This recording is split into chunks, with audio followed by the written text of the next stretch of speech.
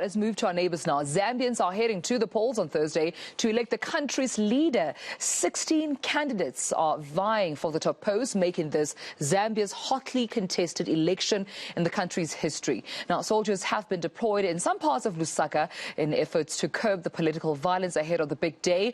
Zambian historian Dr. Sishuwa joins me now from Lusaka to unpack these developments. Doc, good to have you, and good morning to you. Thank you so much for your time. I mean, sure, when we think about 16 candidates, was my intro correct? Could this be the country's most hotly contested top post, just in terms of the nominees, the nominated candidates rather, vying for this top post?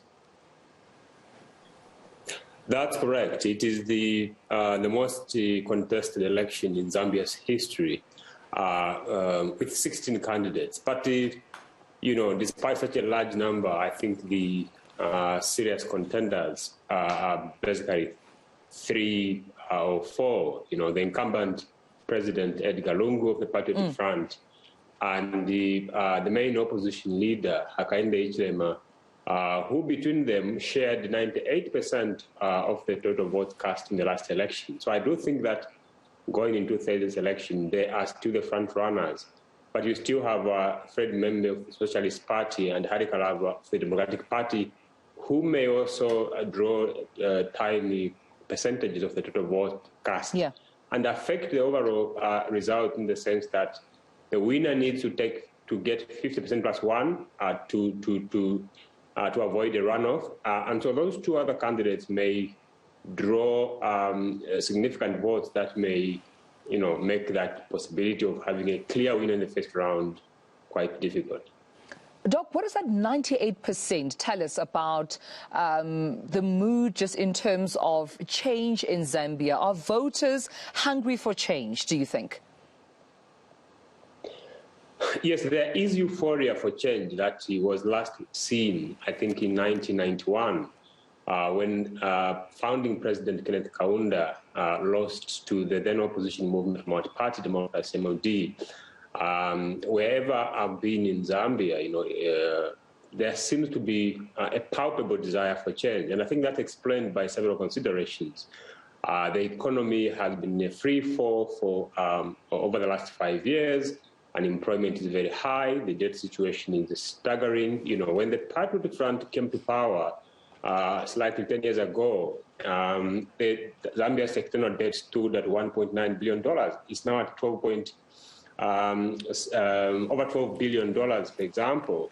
And that has meant that the government's capacity to invest in social services, to improve social delivery, has been constrained. So there's a lot of pressure on the governing party going to the election, because the economy has not been able to meet the aspirations of many Zambians. But there are also other critical issues. Corruption is very high, and many Zambians feel that the government hasn't done well or enough to curb the vice. There have been significant ethnic divisions.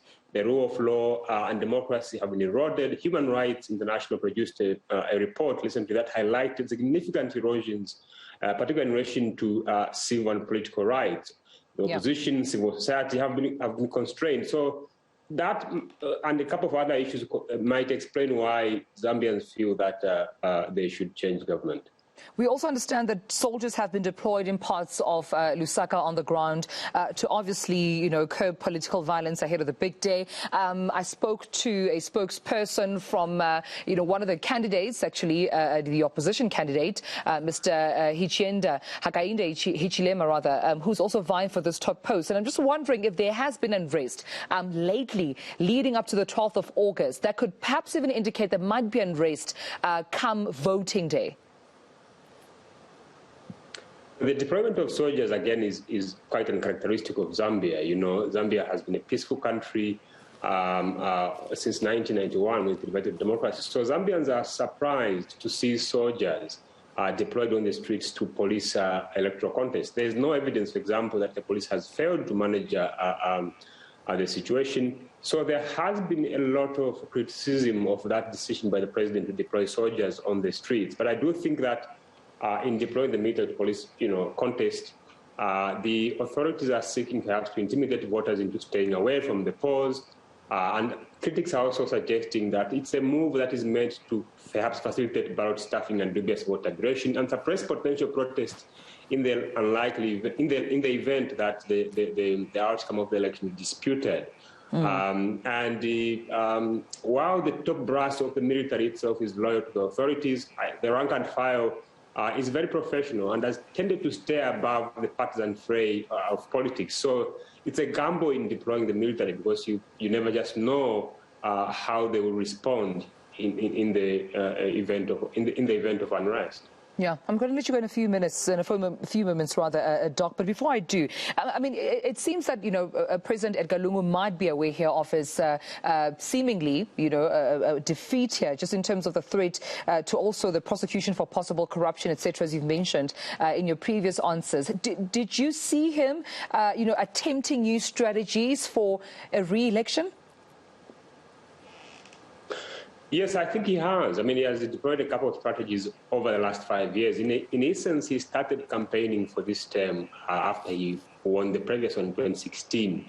First, he attempted to change the constitution in ways that, if the changes had been passed, would have made it impossible effectively to remove him from office. But that attempt was thwarted by the opposition, who defeated that attempt in Parliament.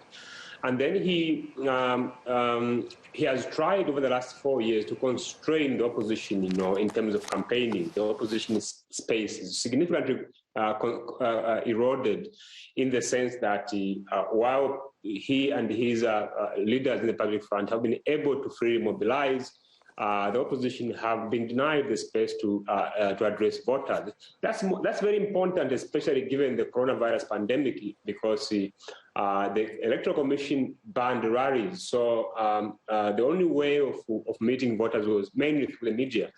But the opposition are missing from the public media, which only covers him and the ruling party. So you can see various strategies that he has employed really to secure his re-election bid in power. I'm not very sure if those will be successful because the desire for change appears to have affected, to be strong, even in areas which may be considered the ruling party strongholds in the past. All right, we'll leave it there. Thank you for speaking to us. Zambian historian, Dr. Sishuwa.